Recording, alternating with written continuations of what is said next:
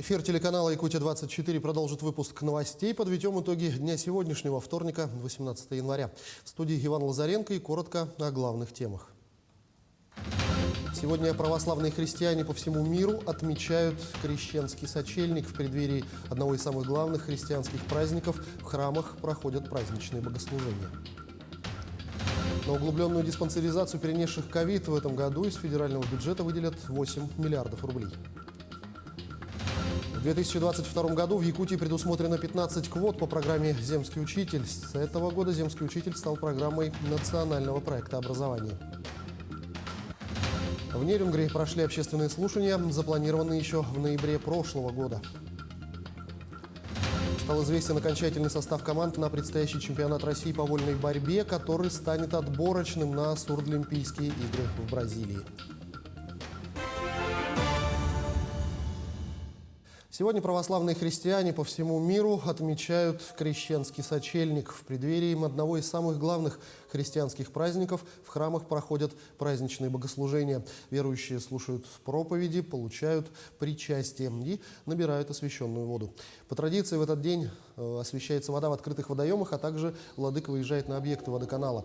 Также в этот день архиепископ освящает воду в крещенских купелях Якутска. И в течение нескольких дней верующие могут окунуться в Иордань. При этом священнослужители просят совершать обряд с молитвой, только тогда он будет действенный. Мне многие верующие в том числе обращались с просьбой разрешить, потому что многие говорили, что как раз когда тяжелое время приходит, когда испытания идут, надо показывать в том числе и твердость веры. Я рад, что крещенские купания, столь любимые у нас в стране и в республике Саха-Якутия, они у нас начались. И дай Бог, вот то очищение, которое приходит в этот день, когда очищаются воды по благословению Божьему, оно принесет и Якутии, и всей нашей огромной стране помощь, в том числе в борьбе с пандемией. Несколько лет подряд одним из первых в Якутске в купели окунается глава республики Найсен Николаев. Сюда он направляется сразу после праздничного богослужения в храме.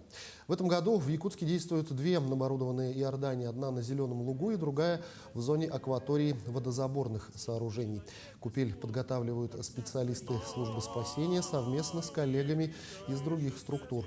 Здесь установлены палатки с тепловыми пушками, а за безопасностью следят сотрудники полиции и скорой помощи. В условиях пандемии палатки также оборудованы рециркуляторами. Важно помнить, что при наличии симптомов простуды или ОРВИ следует оставаться дома и воздержаться от посещения купели. В этот день мы освящаем воду, и вода становится источником благодати, источником силы Божией, благословляющей, освящающей все, что вокруг нас. Этой святой водой мы в течение года начинаем свой день вкушением этой воды святой. Этой святой водой мы пользуемся в дни болезней и в дни напасти. Этой святой водой мы окропляем свои жилища и верим, что через эту святыню Господь укрепит нас, дарует нам силы. В ходе брифинга регионального оперативного штаба по недопущению завоза и распространения новой коронавирусной инфекции сегодня заместитель председателя правительства Якутии Ольга Балапкина рассказала о рекомендациях и решениях оперштаба, принятых для недопущения ухудшения санитарно-эпидемиологической обстановки на территории республики. Вице-премьер подчеркнула, что динамика распространения новой коронавирусной инфекции говорит о необходимости строгого соблюдения норм санитарно-эпидемиологического контроля на предприятиях. Одной из действенных мер является разобщение коллектива, для чего рекомендовано 50% сотрудников перевести на дистанционный режим работы. Ольга Балапкина напомнила, что удаленно должны работать сотрудники старше 60 лет, не вакцинированные по причине медицинского отвода и люди, имеющие хронические заболевания. Сложившаяся ситуация в динамике распространения новой коронавирусной инфекции говорит о необходимости строгого соблюдения норм санитарно-эпидемиологического контроля на предприятиях. Одной из форм таких норм является, прежде всего, уменьшение количества и, соответственно, разобщение коллективов. В связи с чем рекомендуем непосредственно направлять для органов государственной власти, органов местного самоуправления правило является обязательным. 50% коллектива на удаленный режим работы.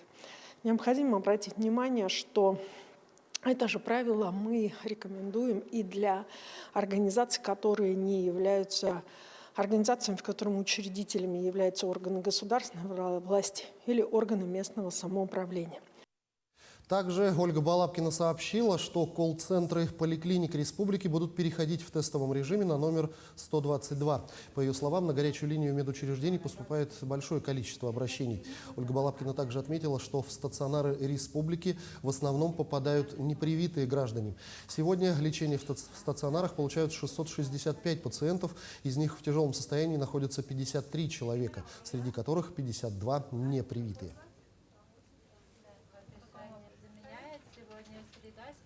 На углубленную диспансеризацию перенесших ковид в этом году из федерального бюджета выделят 8 миллиардов рублей. Такая диагностика началась в июле прошлого года и входит в программу гарантий бесплатной медицинской помощи. Углубленную диспансеризацию проходят граждане, заболевшие ковидом, после 2 месяцев. Сначала фельдшеры берут биохимические анализы, измеряют сатурацию. Дальше пациент проходит тест с 6-минутной ходьбой. Все это входит в первый этап. На втором этапе включены эхокардиография, компьютерная томография легких. В Якутии с июля прошлого года углубленную диспансеризацию прошли более 31 тысячи человек, заболевших ковидом. После болезни COVID-19 это в первую очередь, конечно, у всех разное бывает. Гипертоническая болезнь, то есть повышение давления, болезнь сердца, кожные высыпания, утомляемость, слабость. Углубленная диспансеризация проходит 2 этапа. Первый этап входит, значит, общий анализ крови, биохимический анализ и дедимер. Входит туда же спирометрия, спирография, также тестирование, 6-минутная ходьба. И к другим темам. В поселке Серебряный Бор Нерюнгринского района ведутся аварийно-восстановительные работы на магистральном трубопроводе теплоснабжения, поврежденного в результате наезда неустановленного автотранспорта. Аварийные бригады оперативно приступили к ремонтным работам на трубопроводе. Всего задействовано 8 человек и 3 единицы спецтехники. С 1 сентября в Якутске планируют запустить единую теплоснабжающую организацию. В предприятие войдут Якутскэнерго и Теплоэнергия. Новая система позволит закрыть ряд ветхих котельных, что позволит повысить надежность подачи тепла и уменьшит его потери. Как скажется слияние компаний в единую организацию, отразится ли это на нас, конечных потребителях? Мадина Халикова расскажет подробней. Аварии на теплосетях, бесконечный ремонт обветшалых коммуникаций – эти проблемы давно волнуют якутян, но вскоре о них можно будет не беспокоиться. В столице республики идет подготовка к созданию единой теплоснабжающей организации. В нее войдут самые крупные поставщики – это Якутскэнерго и Теплоэнергия. Но остается главный вопрос – как отразится это на кошельке для потребителей. Создание единой теплоснабжающей организации на тарифы для населения не изменится никаким образом, потому что у нас проводится социальная политика для населения и устанавливается так называемый льготный тариф. Поэтому те затраты, которые включаются в экономически обоснованные расходы, они будут оставаться в этих затратах. А льготная плата будет платиться населением. Сегодня наш город обслуживает 47 предприятий. Под их управлением 108 источников тепловой энергии, в числе которых 74 котельных. Наиболее эффективные Якутская ГРЭС и Якутская ГРЭС-2. Но загрузка последней сейчас около 50%. Для рационального использования этого источника и переключения части потребителей теплоэнергии на ГРЭС-2, а также улучшение экологической ситуации в городе и будет создано предприятие. Создание ЕТСП, так называемого, единого теплоснабжающего предприятия, всецело направлено на то, чтобы оптимизировать те, так скажем, нерентабельные котельные, которые технически и морально устарели, дозагрузить якутскую ГРЭС-2, ну и, соответственно, обеспечить тарифное регулирование таким образом, чтобы потребители в некоторой части города даже уменьшили, в некоторой части города, чтобы ощутили уменьшение тарифа, ну и, самое главное – это увеличение надежности теплоснабжения потребителей города Якутска. По прогнозам специалистов, начать работу единое теплоснабжающее предприятие сможет уже с нового отопительного сезона, то есть с 1 сентября. Мадина Халикова, Семен Семенов, Якутск. С 1 февраля этого года работодатели обязаны проиндексировать заработную плату сотрудников. Росстат опубликовал размер индексации заработной платы – это 8,39%. По закону индексация зарплаты сотрудников – это обязанность, а не каприз работодателя. Процесс повышения дохода персонала зафиксирован в трудовом и коллективном договорах. Инспекторы Роструда во время проверок вправе запросить у работодателя документы по индексации зарплаты в соответствии с Трудовым кодексом. Если таких документов не будет, работодателя привлекут к ответственности. Штраф грозит и в том случае, если документы по индексации есть, но фактически работодатель зарплаты не увеличивает. В 2022 году в Якутии предусмотрено 15 квот по программе «Земский учитель».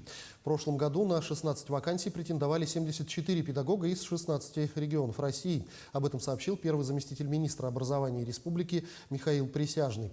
По словам замминистра, с этого года «Земский учитель» стал программой национального проекта образования. Присяжный отметил, что в целом по стране размер выплат для участников программы составляет 1 миллион рублей, а для регионов Дальнего Востока 2 миллиона. Средства учитель расходует по своему желанию. Северо-Восточный федеральный университет занял 10-е место в рейтинге инстаграм-страниц в рамках исследования медийной активности российских вузов. На странице университета в инстаграм пользователей знакомят с новостями вуза, рассказывают об интересных студентах и преподавателях, делятся фото и видеоконтентом о науке, образовании, жизни университета. Просматривая сторис и прямые эфиры, можно увидеть университетские мероприятия. Сегодня официальный аккаунт читают более 16 600 подписчиков. Ранее страница вуза уже попадала в число лучших 20 среди более 700 российских вузов. Утверждены сроки проведения ЕГЭ и ОГЭ на этот год. О том, как пройдут школьные экзамены в текущем году, расскажет Марферина Алексеева. В наступившем 2022 году единый государственный экзамен состоится в очном формате впервые с начала пандемии. Сдача ЕГЭ пройдет в 3 этапа – досрочный, основной и дополнительный. Досрочный период начнется 21 марта и продлится до 7 апреля. Резервные дни с 11 по 18 апреля. Сдать экзамен досрочно смогут те ребята, у кого по разным причинам не получится это сделать в основной период. Ну, скажем, сразу причины должны быть веские. Например, если предстоит плановая операция или масштабное спортивное соревнования. Также право на досрочную сдачу есть у выпускников вечерних школ, кому предстоит нести военную службу. Досрочно сдавать экзамены могут и выпускники прошлых лет, студенты колледжей, а также иностранных школ. Основной период ЕГЭ, самый массовый, стартует 26 мая. География, литература и химия. 30-31 мая состоится ЕГЭ по русскому языку. Экзамены по профильной и базовой математике пройдут 2 и 3 июня. Далее до 21 июня включительно экзамены по другим дисциплинам. Резервные дни по всем предметам с 23 июня по 2 июля. Пересдать ЕГЭ можно только тем, кто провалил основные предметы и не получил аттестата. К слову, все экзамены теперь будут начинаться в 10 часов утра. Что касается основного госэкзамена, который школьники сдают в 9 классе, он также разделен на 3 периода. Досрочный с 21 апреля по 17 мая, основной с 20 мая по 2 июля и дополнительный с 5 по 15 сентября. В будущем ЕГЭ ждут еще больше изменений. Так, по мнению специалистов, альтернативой единого государственного экзамена может стать портфолио учащегося. Удачной сдачи экзаменов, выпускники! Необычное производство запустили в Якутске молодые супруги Евгений и Йена. Они создают уникальные вещи из бетона, да не простого, а архитектурного. Это новый тренд в современном дизайне, широко используется за рубежом и сегодня начинает набирать популярность в России. Что создают молодые ребята? С производством ознакомилась Ульяна Шагина. Кашпо, вазы, урны, скамейки и даже стильные раковины для ванных комнат. Из архитектурного бетона можно отлить все, что угодно. Большие формы, те же раковины, готовят целый месяц. Это только кажется, что отлил форму, и она готова. На деле процесс сложный и весьма трудоемкий. Очень сложно изначально сделать форму правильно. И она должна быть идеально вышлифана, гладкая, чтобы на бетоне не оставалось никаких следов. Далее уже подбор рецептуры. И в зависимости от процесса производства, напыления, заливка, налепление. Дальнейшая обработка идет. Мы вытаскиваем из формы, шлифуем все и покрываем лаком. Главное в этом деле знать пропорции. Рассчитать точное количество различных наполнителей, которые добавляют в смесь. Это пыли для морозостойкости, песок и различные добавки для прочности. Но основная часть смеси состоит из турецкого цемента. Все материалы привозные. Изначально сама бетонная смесь, она белого цвета, но подобрав колер любого цвета, можно придумать любую палитру и залить вот в такую вот силиконовую формочку. В результате получается красивое кашпо для цветов. Застывать бетон будет сутки. Это не керамика, которую нужно нагревать под определенную температуру. Застывает она сама, и получается такая вот красивая форма для цветов. Сейчас супруги сосредоточили свои силы на производстве раковин для ванных комнат. Если за рубежом это один из самых популярных и современных трендов в дизайнерском искусстве, то для Якутии и даже для России предмет интерьера только начинающий набирать обороты. Мы пробовали разные пути, пробовали тротуарную плитку, настенные плитки, даже работали с натуральным камнем. И как-то вот весь наш предыдущий опыт, он как-то получился, что мы пришли к архитектурному бетону. Это долговечный продукт, плюс мы его покрываем пропиткой, чтобы защитить от жира, от грязи. То есть для бытовых применений он вполне подходит. Работают супруги в мастерской, делают все вместе. Евгения отвечает за техническую часть, а Яна больше за стильный дизайн и цвет будущего продукта. Планов у молодых много. К примеру, популяризировать бетон в уличной архитектуре. Хотим, чтобы Якутск наш был... В Якутске были много таких красивых изделий, именно долговечных, потому что мы считаем, что для Якутска, для наших погодных условий, бетон архитектурный – это прекрасная альтернатива дереву и металлу. Из архитектурного бетона, к примеру, можно создать скамейки, урны, вазоны. Эта смесь не крошится и не трескается и требует минимального обслуживания. Ребята верят, что красивая окружающая среда делает каждого из нас чуточку счастливее. Ульяна Шагина, Григорий Охлопков, Якутск. В Нерюнгри прошли общественные слушания, запланированные еще в ноябре прошлого года. Был рассмотрен ряд вопросов, касающихся изменения назначения земельных участков, на которых будут производиться те или иные работы.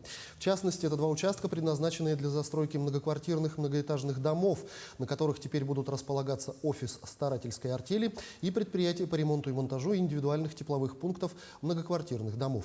Наиболее значимым вопросом стало принятие дизайн-кодов всего города. Это начиная от стилизованных остановок, именно такие остановки, а не другие какие-то будут ставиться.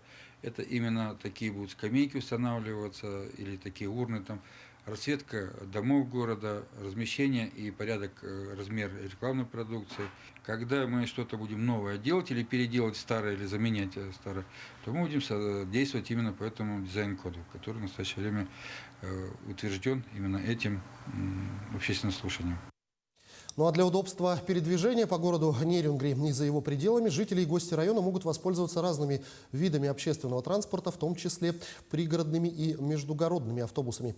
Ну а для комфортного ожидания своего рейса пассажиров встречает обновленная автостанция. Продолжат наши коллеги.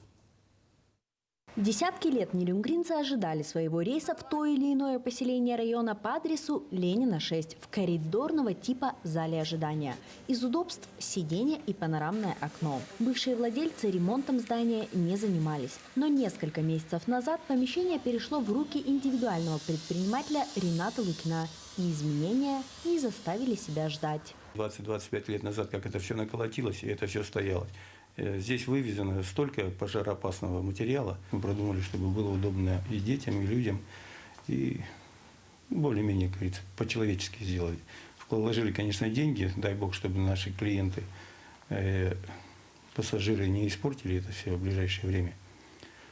Будем за этим следить, конечно. Теперь здесь есть комната ожидания. Для удобства комната для пассажиров с маленькими детьми. Санузел, экран с трансляцией на улицу, где видно прибывающие автобусы. Комфортно сделали хорошее табло, меню, что можно смотреть, не выходя, не морозец. И комфортно здесь довольно. Да намного круче, конечно. Благодаря сотрудничеству района и городских властей с предпринимателями, улучшающими комфорт жизни населения, впереди нас ждет и еще больше изменений. Уже ведутся работы по созданию целого сервиса для жителей и гостей района. Кроме залов ожидания, появится отремонтированное помещение с ЖД и авиакассами, кафе и торговыми точками. Екатерина Павлова, Захар Головин, Нерюнгри. Александр Бугреев из Ленска много лет содержит лошадей. Они для мужчины неотъемлемая часть жизни. Кони помогают мужчине заработать, привезти тяжелый груз и облегчают охоту. В тайгу жеребцы тоже ходят со своим хозяином. Подробнее далее в сюжете. Александр Бугреев – единственный человек в Ленском районе, который наперекор благам цивилизации предпочитает жить деревенской жизнью. Каждый день он, запрягая лошадей, выезжает на санях в город. Чаще всего, конечно, по делам. То необходимо привезти сено, то съездить на родник за водой. А когда выпадает теплый день, выезжает в парк и катает местную детвору.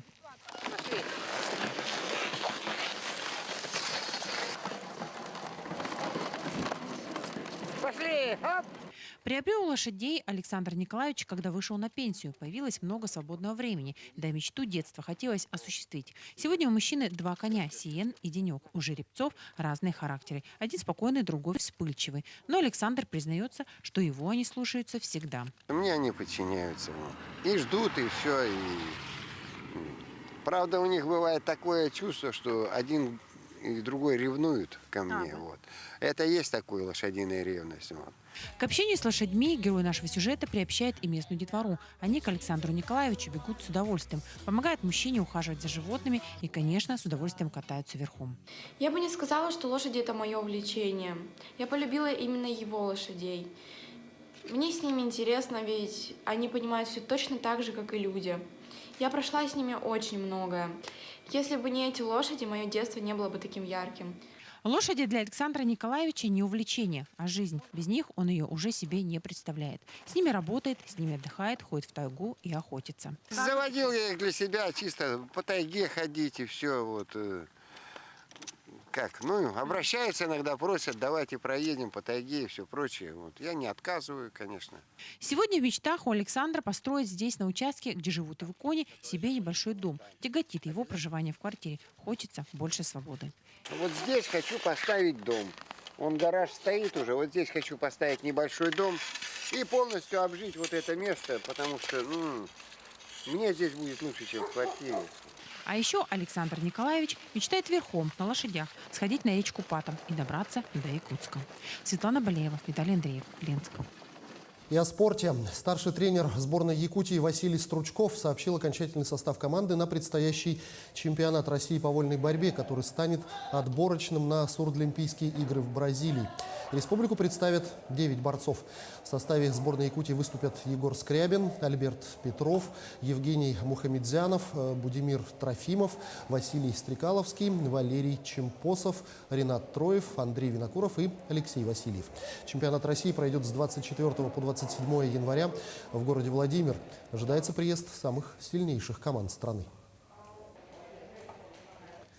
В Якутске стартовали контрольные схватки сборной республики по вольной борьбе. 25 января команда вылетает в Красноярск на международный турнир по вольной борьбе памяти олимпийского чемпиона Ивана Ярыгина. Соревнования пройдут с 27 по 30 января. Ежегодно наши спортсмены принимают в них самое активное участие. Так, в прошлом году борцы принесли в копилку сборной сразу 3 медали – золотую, серебряную и бронзовую. Отмечается, что в предварительном в состав сборной в этом году вошли 7 спортсменов, среди которых прошлогодние призеры Виктор Рассадин, Нюргун Сергин и братья Копыловы. Сейчас ребята в оптимальной форме. Сейчас у нас до турнира еще неделя, поэтому еще ребята наберут. Сейчас после контрольных схваток увидим, у кого что остается, и там будем корректировки делать. У нас основные конкуренты – это Республика Дагестан, Республика Тыва, Бурятия. Что ж, такими мы увидели итоги сегодняшнего дня. На этом я с вами прощаюсь и до встречи в эфире.